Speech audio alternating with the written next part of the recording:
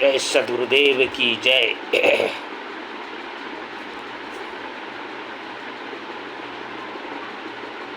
प्रकृति ने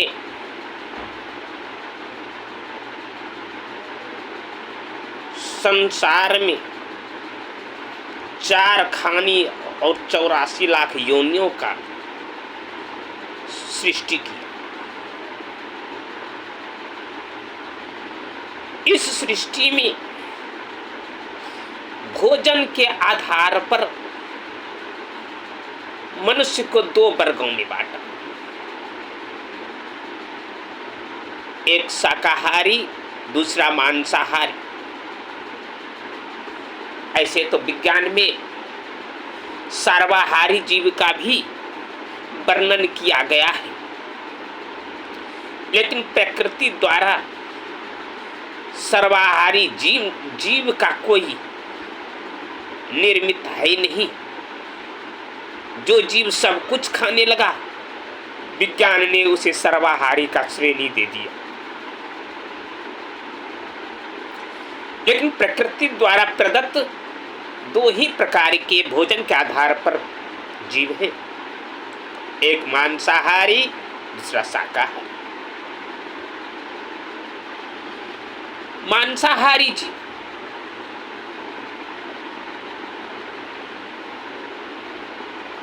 जो मांस खाता है उसे मांसाहारी जीव कहते हैं।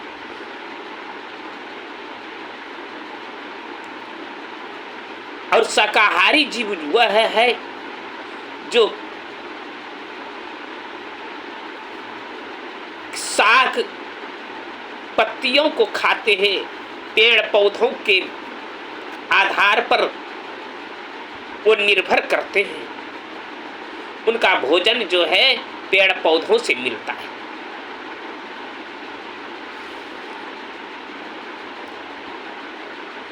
उसी प्रकार से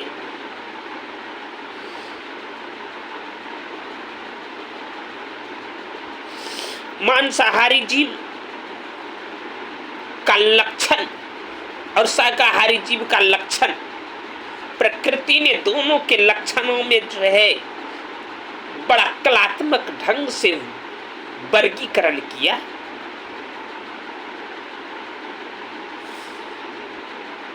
मांसाहारी जीव का लक्षण क्या है?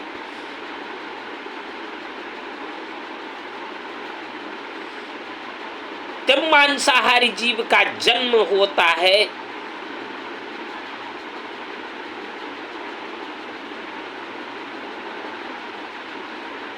तो उसकी आंखें बंद होती है।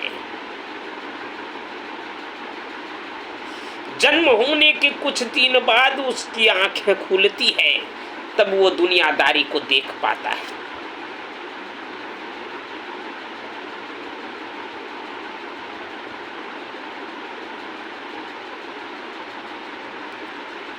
मांसाहारी जीव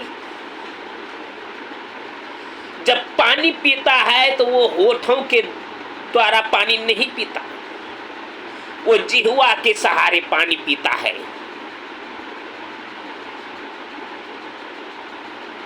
जैसे देखे होंगे बिल्ली, कुत्ता इत्यादि सब मांसाहारी जीव जो भी हैं, वो जिह्वा के सहारे पानी पीता है। कहीं आपके घर में बिल्ली है, बिल्ली को कभी मार पीते हुए देखे होंगे, कुत्ता को कभी पानी वगैरह पीते हुए कुछ देखे होंगे। वो जिह्वा से पानी उठाता है, जिससे कि चट चट की आवाज होती है।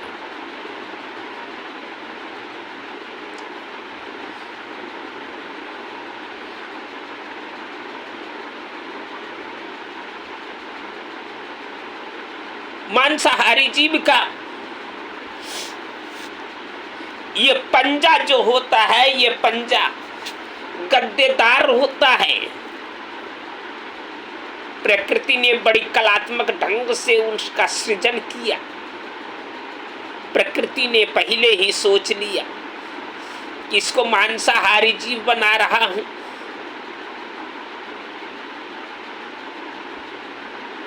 इसको स्वीकार करने की जरूरत होगी, जीवों को पकड़ने की जरूरत होगी।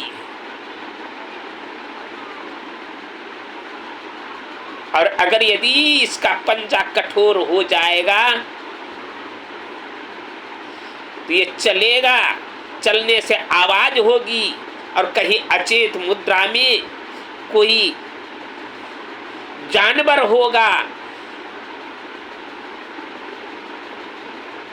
इसकी आवाज से उसे भी चेत हो जाएगा, अचेत से चेत में यानी सोता अवस्था से जागृत अवस्था में आ जाएगा, और डर के मारे वो भाग जाएगा, और वह भाग जाएगा तो इसे शिकार पकड़ना मुश्किल हो जाएगा। इसलिए इसके पंजे को मुलायम बनाया।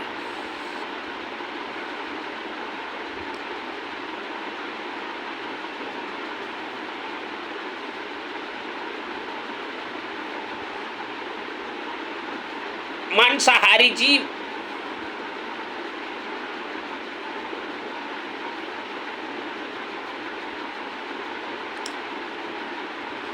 के मुंह में एक अलग किस्म के दांत होते हैं। प्रकृति ने दांत भी बनाया, मांसाहारी जीव के लिए अलग, शाकाहारी जीव के लिए अलग। ऐसे विज्ञान में 3 प्रकार के दांत का वर्गीकरण किया गया है।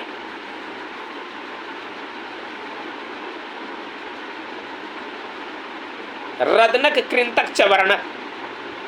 रदनक का काम है चीरना फाड़ना, कृंतक का काम है काटना, चवर्णक का काम है चबाना। तो ये रदनक दांत जो है सिर्फ मांसाहारी जीव में ही पाया जाता है, शाकाहारी जीव में ये दांत नहीं पाया जाता।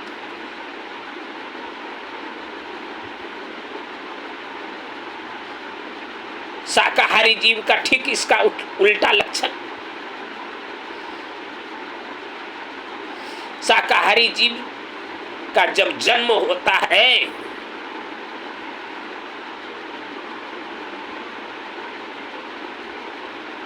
तो जन्म होते ही इसका आंख खुला होता है और दुनियादारी को देखना शुरू कर देता है।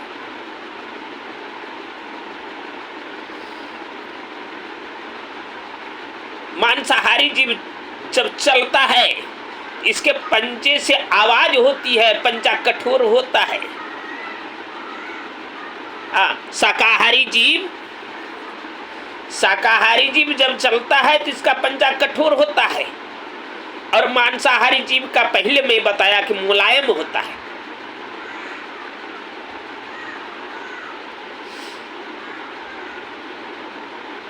शाकाहारी जीव जब भी पानी पीता है तो वो होठ के सहारे पानी पीता है, और शाकाहारी जीव में कृंतक और चवर्णक दांत होते हैं। अब इस प्रकार से आप सोच सकते हैं कि मानव जो है मांसाहारी जीव है या शाकाहारी जीव है।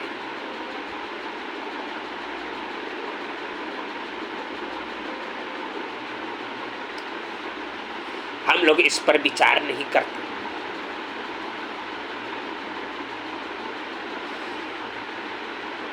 एक जानवरों में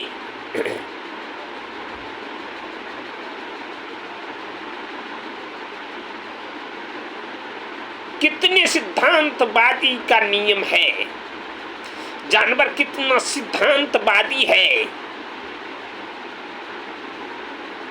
अगर बाघ सिंह के आगे घास भूसा रख दिया जाए तो वो भूखा मरना पसंद करेगा, लेकिन वो घास भूसा नहीं खाएगा।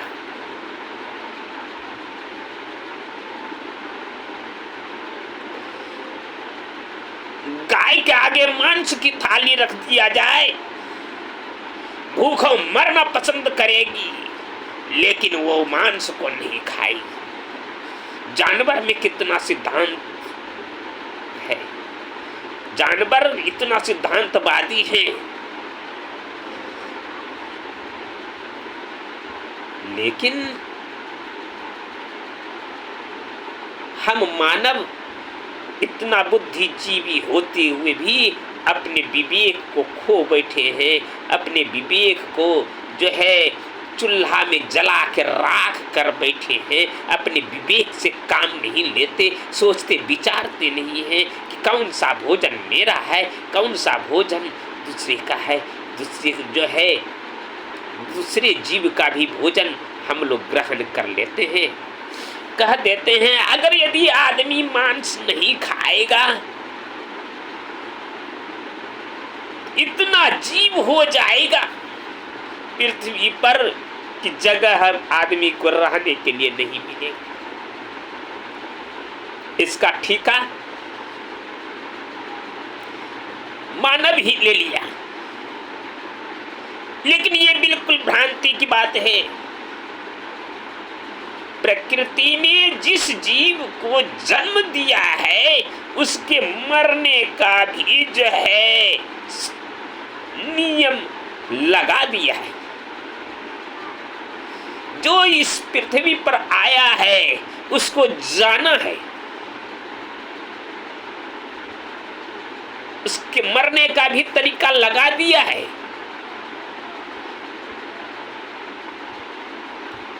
और ये जो मनुष्य कहता है कि इतना अधिक फैल जाएगा, ये बिल्कुल गलत बात है, ये बिल्कुल भ्रमित बात है, ये बिल्कुल अपनी मनोवृत्ति को जो है वो चूल्हे में ढकेल है।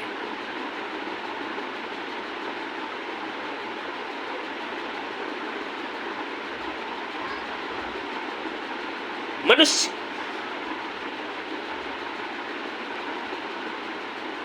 का भोजन पेड़ पौधों के द्वारा आधारित है। पेड़ पौधों से भोजन मिलता है। जैसे चावल कहां से मिलता है?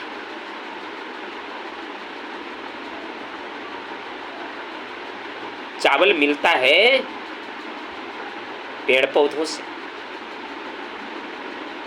धान मिलता उपजाते हैं, इसके बाद जो है उससे चावल बनाते हैं, फिर खाते हैं।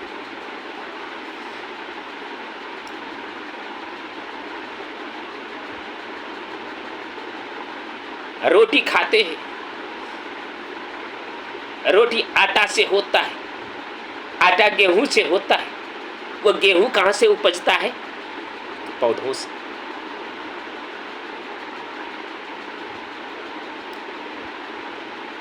तो मनुष्य का भोजन पेड़ पौधों से आधारित है।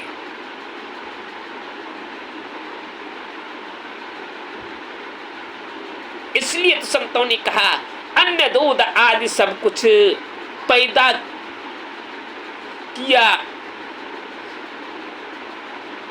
अन्न दूध आदि सब कुछ मैंने दिया, मेवा मिष्टान मैंने पैदा किया। जो तू निर्दय हो जिनको सताने लगा, रोज मांस ही खाए तो मैं क्या करूं।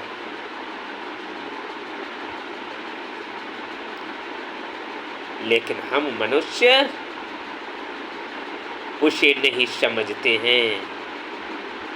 हम मनुष्य अपने अभिमान में पड़े रहते हैं और वही दूषित भोजन जब खाते हैं तो दूषित भोजन खाने के बाद ही जो है मेरा विचार भी दूषित होता है।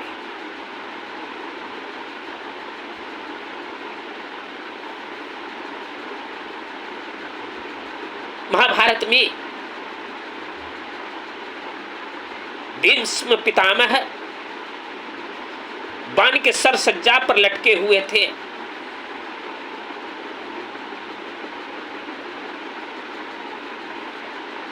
और एक बार की बात है, उनके चारों तरफ संतों की मंडलियां बैठी हुई थी।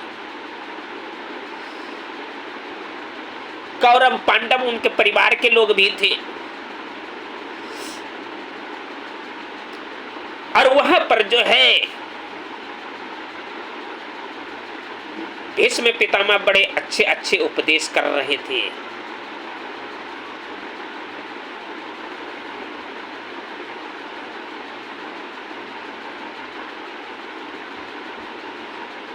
वह अच्छे अच्छे उपदेश को सुनकर द्रौपदी से रहा नहीं गया और एकाएक द्रौपदी ठठा के हंस पड़ी।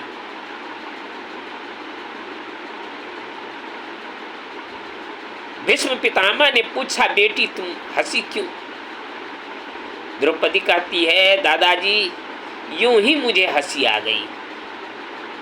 कहा नहीं, तुम्हारी जैसी नारियों का यूं ही हंसना ये तो अच्छी बात है ही नहीं। तुम्हारी हंसी में कोई राज जरूर है, बताओ क्यों हंसी? तब द्रौपदी कहती है कि दादाजी मैं अगर यदि बताऊंगा तो आपको तकलीफ नहीं। बताओ, कोई तकलीफ नहीं। तकलीफ में तो ऐसे भी हूं। अगर यदि नहीं बताएगी तो मुझे मरने के बाद तक भी मेरा यह संताप मुझे पिड़ाते रहेगा कि द्रौपदी क्यों हंसी। ठीक है, ऐसी बात है तो लीजिए मैं बता देती हूँ। दादाजी अभी आप कितना अच्छे अच्छे उपदेश कर रहे हैं, लेकिन जिस समय आपके सामने दुर्योधन इतना अत्याचार कर रहा था,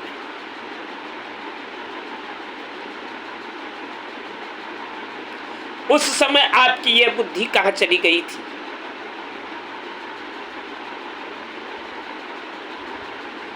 भरी सभा में मेरा चीरहरण हुआ, उस समय आपकी यह बुद्धि कहां चली गई थी? अगर यदि उसी समय दुर्योधन के अत्याचार को आप रोक दिए होते तो शायद इतना बड़ा युद्ध नहीं होता, इतना बड़ा प्रलय नहीं होता। तब आप जो है उसे रोक करके नहीं, बल्कि उसी का सेनापति बन करके आप भी लड़ाई के मैदान में कूद पड़े। उस समय आपकी यह बुद्धि और यह विचार आपका कहां चला गया? तब भीष्म पितामह ने कहा, बेटी दुर्योधन दुराचारी है, और उस समय मैं दुर्योधन का अन्न खाता था। उस दुराचारी के अन्न का रस मेरे खून के कण कण में समाया हुआ था, इसलिए मेरी भी बुद्धि दूषित हो गई थी। मैं जो है उचित अनुचित पर विचार नहीं कर पाया। आज अर्जुन के बाणों ने मेरे शरीर से उस दूषित खून को निकाल दिया है, इसलिए मेरी बुद्धि साफ हो गई है और मैं ये अच्छे अच्छे विचार तुम लोगों को सुना रहा हूं।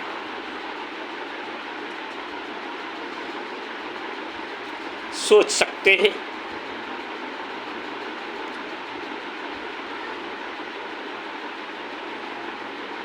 कि दूषित भोजन पर कितना गहरा असर पड़ता है। जैसे खाएंगे अन्न वैसा हो जाएगा मन।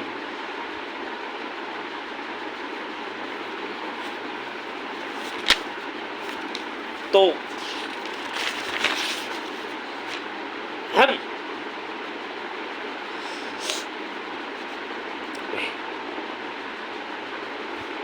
ऐसे ऐसे सिद्धांतों पर विचार नहीं करते, ऐसे ऐसे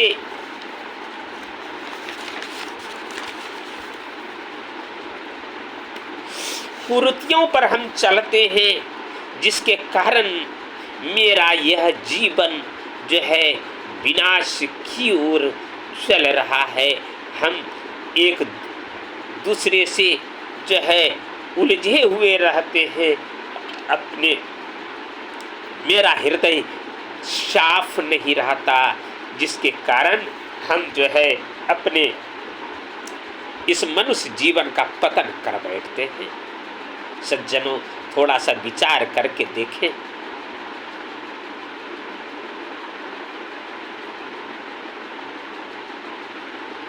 अगर यदि आपका दिल साफ नहीं है तो आपके द्वारा कार्य भी साफ सुथरा नहीं होगा, कोई धार्मिक कार्य नहीं होगा, कोई जो है अच्छे कार्य में आप परिणत नहीं हो सकेंगे। इसलिए थोड़ा विचार करके देखें, अपने आप को सुधारने का प्रयास करें। आज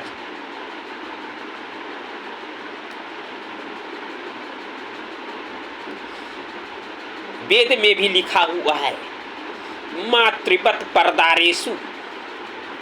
लोग कहते हैं अपने आप को सनातन धर्म,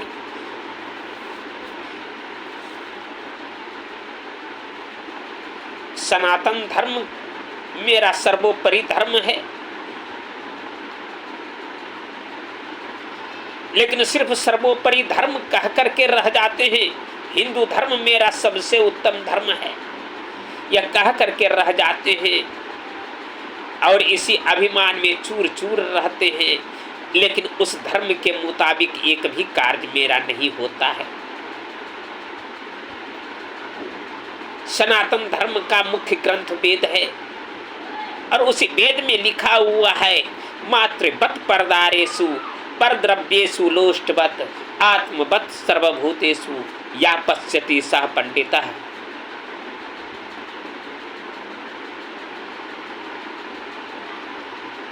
यानी पराई स्त्रियों को माता बहन के समान समझना चाहिए, पराये धन को ढेले के समान समझना चाहिए और पूरे संसार के प्राणियों की आत्मा को अपनी आत्मा के समान समझना चाहिए। ऐसा जो समझता है वही ज्ञानी है, वही पंडित है और वही वास्तविक हिंदू है, वही सनातन धर्मी है।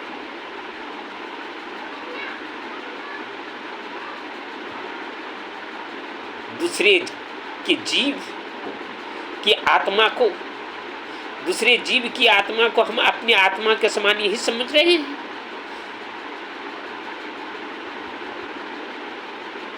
कि दूसरे अपने बच्चे को बचाने के लिए दूसरे जीव के बच्चे का बलिदान दे देते हैं काली स्थान में। हे काली माँ, अगर यदि मेरा बच्चा ठीक हो जाएगा तो मैं जोड़ा पाठा बलिदान दूं।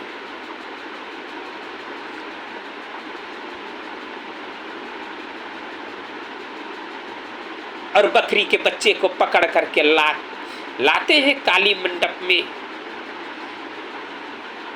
सिर काट के धड़ से अलग कर देता है और फिर काली माँ के आगे और फिर वहां से लेके आते हैं और उसे जो है काट कूट के बढ़िया से पीस पीस बना करके जो है लोहाटी में तेल मसाला डाल के भूज भाज करके और फिर उसका सब्जी बना करके खा लेते हैं। बस हो गया काली माँ का चढ़ावा। यही हम दूसरे जीव की आत्मा को अपनी आत्मा के समान समझे।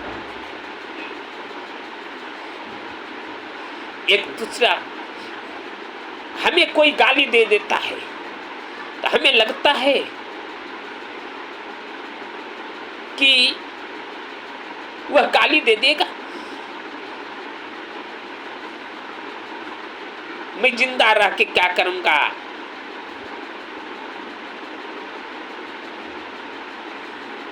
उस पर टूट पड़ते हैं, उससे कुछ करने को तैयार हो जाते हैं।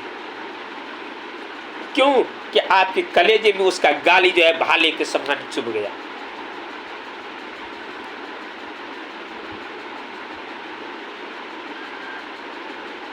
लेकिन आप जो दूसरे को गाली देते हैं, कभी ये परख किए हैं कि मैं भी तो गाली दूंगा उसको, तो जितना तक गाली का तकलीफ मुझे होता है उतना ही तकलीफ उसे भी होगा। हर बात में गाली निकालते हैं। भक्ति का मात्र 3 ही स्रोत है, मन वचन और कर्म।